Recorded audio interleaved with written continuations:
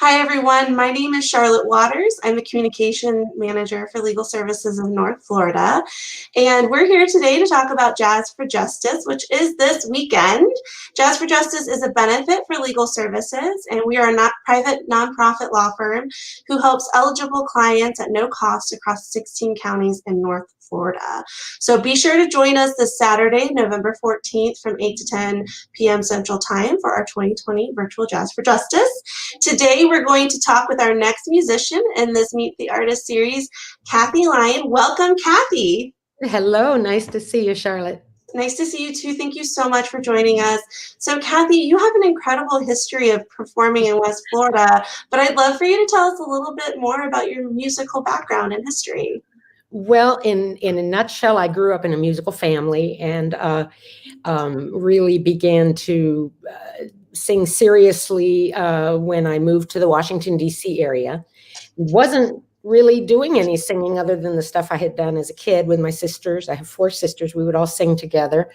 And everything from campfire songs and spirituals. We took singing lessons from the nuns, and my dad played piano. So it was a real nice, wonderful mix of music.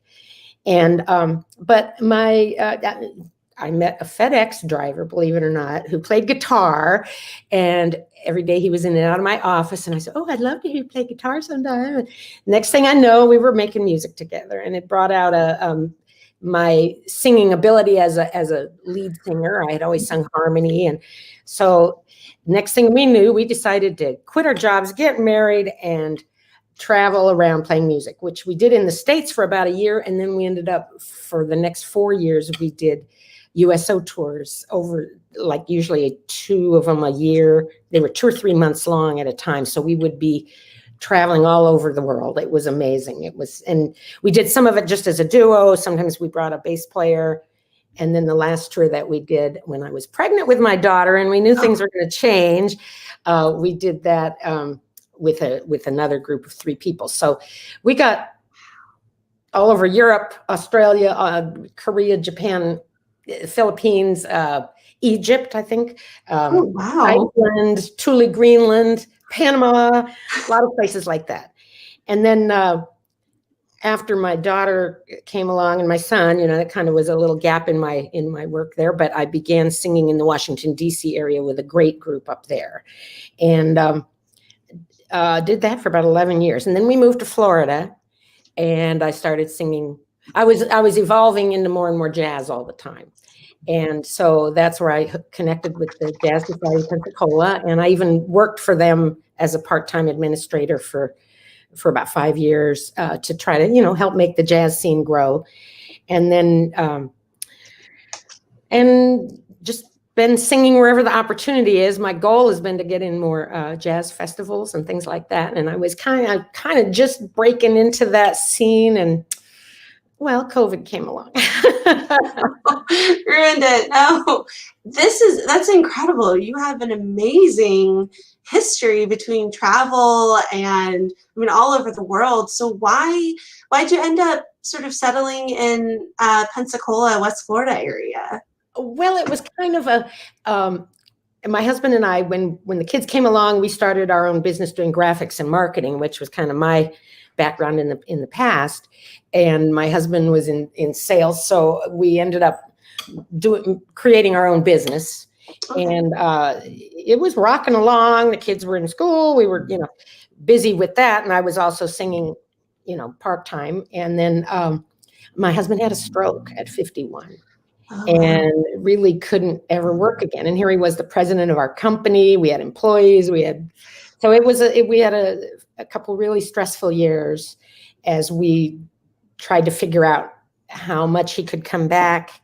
And I realized, why are we living in the rat race in Northern Virginia? Let's move to Florida. We had a condo down in Fort Walton Beach. So I had fallen in love with the Gulf Coast. Yeah. And so we moved to Navarre, and I became familiar with Pensacola, and it was like, what a neat town. What a great town. So I've been down here for 15 years now.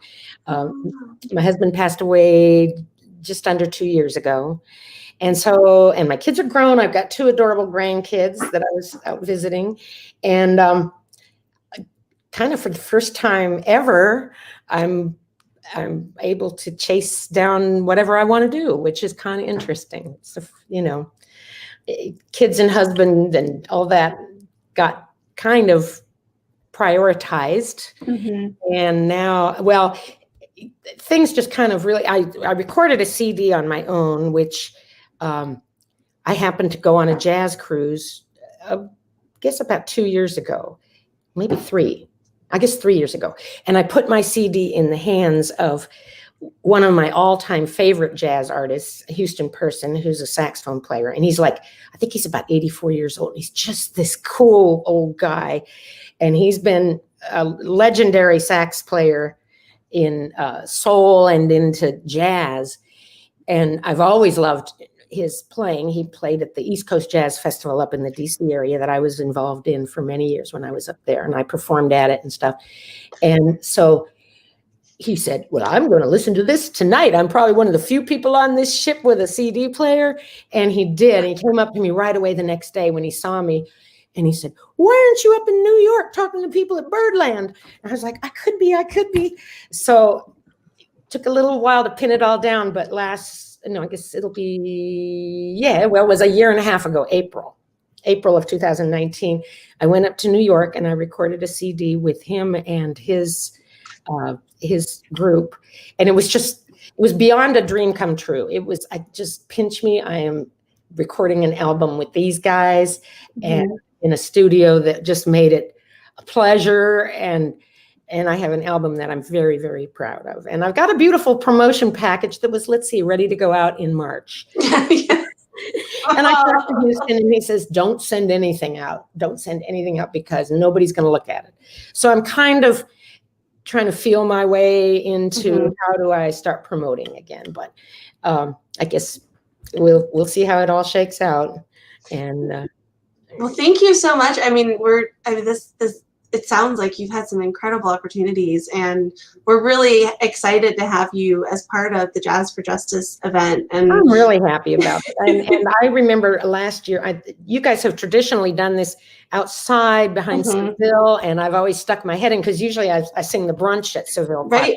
Now, I don't even know if they're doing that now, but I would finish up my gig and then I'd go and hang out and listen to the guys. Gino Rosario is a great, great musician, and some of the other people that have performed with you. So I knew about it. And of course, everything has changed. When I first talked to the gentleman that asked me to be part of it, he was like, okay, well, send videos in. And I was like, well, good thing I've been working on learning to do video. Because a year ago, a live group on the stage would be the way we would be doing this. Right. Sure. But, got to learn new things when things change. Right. No, it's definitely different. We're excited to bring it to the virtual world. Of course, it's bittersweet because we'd love to be enjoying it. And we get so many people in person. We're also really excited because we've extended this virtual campaign to across North Florida. And so we're excited. So this event will be available, actually streamed live through Legal Services of North Florida's Facebook page and on WWF's public media Facebook page as well. So we're very excited that we at least, it's bittersweet we can't be in person, but at least we can share this with everyone else that's in our sphere. So we're excited that you're going to be with us. It sounds like, I wanted to ask you about your musical influences. It sounds like you've literally had the opportunity to work with them, record with them. Yeah, and it's amazing because I've been in the audience and listening to these people and like, oh, I just know I could do this. I know. And I've gotten to sing in some jazz festivals, and it's a thrill. I love it. And like I said, the East Coast Jazz Festival up in the DC area, and then, Pensacola Jazz Festival a few times, and Roswell Jazz Festival it would have been last October. Okay. And I got to be a headliner on that lineup, and artists like Houston Person and some of the people I'd seen on the jazz cruise were on that program. And I was excited because it was the first time that these people had heard me perform, and it went really well. I got great feedback from the artists on that performance. And that means a lot. That's awesome. I think That's wonderful. And so tell us a little bit, like, if your music that you've been creating, what is maybe an unusual performance or an unusual experience? Well, let's see. God, there's probably a million of them. I think one of the really cool things was I have written a few songs over the years, kind of like songwriting was something that if I got an idea, I would work on it, but I didn't know how to like sit down and make it work. But a song that my husband and I wrote probably about 35 years ago, it's called Red Sky.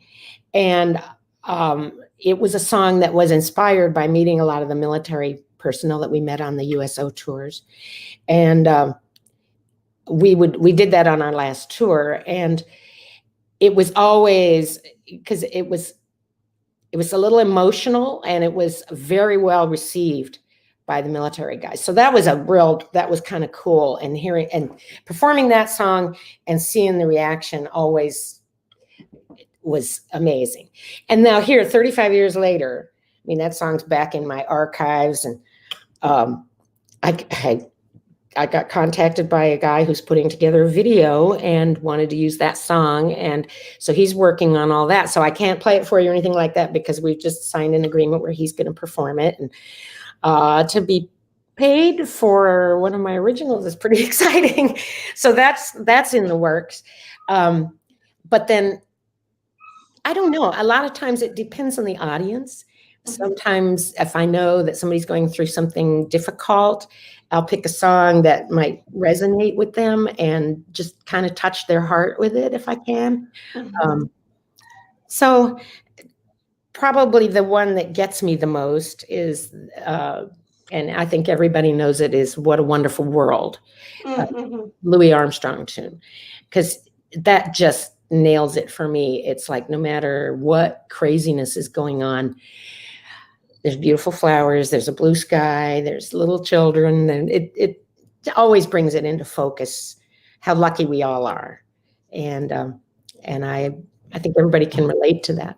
No, that's beautiful. And that is great. I've actually, since we've been working on Jazz for Justice, I've been really listening to a lot of different types of jazz, and it's so upbeat and so lovely. And I mean, even the songs that are more morose, they're just so beautiful. And I forget how wonderful they make me feel. So I imagine being able to sing them and watch people's expressions are just really wonderful. Oh, it is. It is. And I think, sometimes people say, oh, I don't think I like jazz. And I always I can relate to that because I grew up on classic rock, and some of the old jazz stuff, I was like, that's not for me.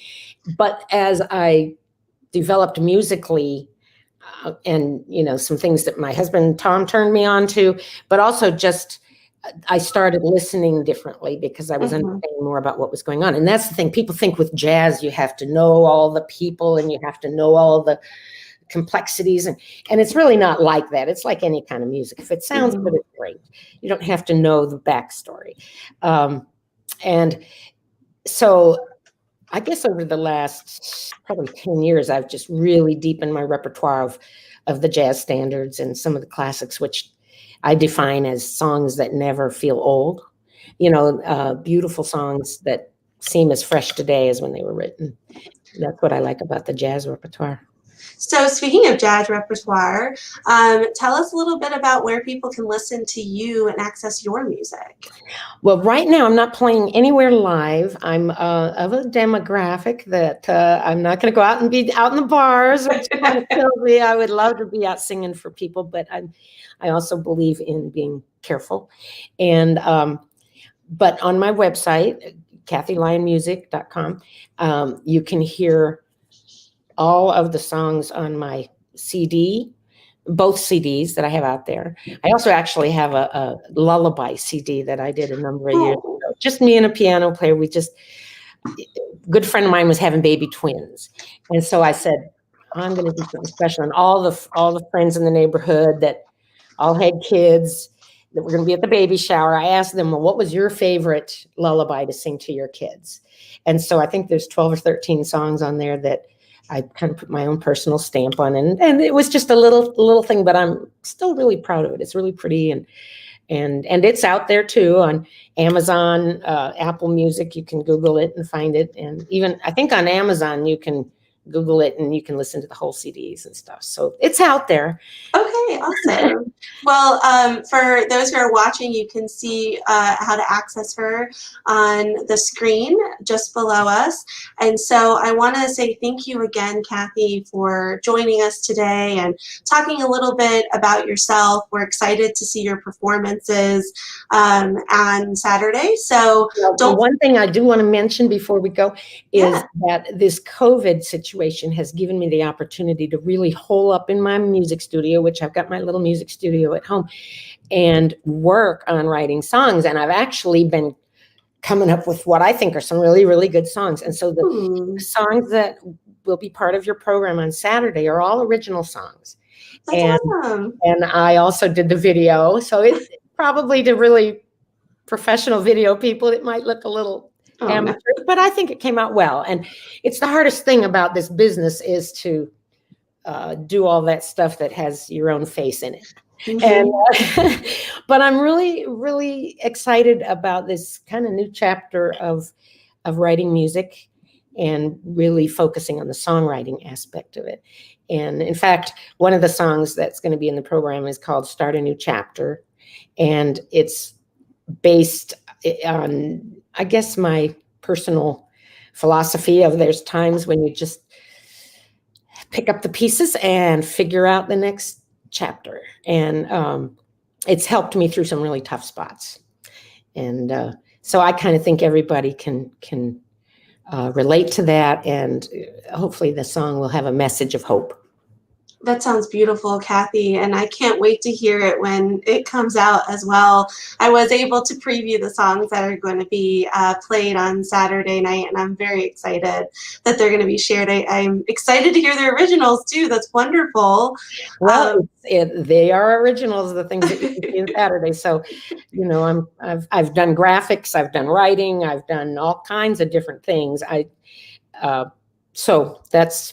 I pull all my skills together. You know, all those marketing when you work skills. for yourself for many, many years, it's like you learn to be a bookkeeper and you do all the different hats. And big videos and all of that. Yeah. Well, thank you again, Kathy. And to everyone joining us, don't forget to join us also on Saturday, November 14th for Jazz for Justice. There's actually going to be many ways that you can access the event. And not only in West Florida, you can listen to it on WWF 88.1 FM, or you can watch it on many different channels. Cox Channel 4, 1004, Spectrum Channel 98, Mediacom Channel 98, and AT&T Uverse Channel 99 will all be available for those who aren't in West Florida and anyone else across the digital universe. This is also going to be streamed online through LSNF's Facebook page, and you'll be able to access it on WWF Public Media page as well. So thank you guys again for joining us. Can't wait to see you, Kathy. Thank you. Everyone have a great day. You too.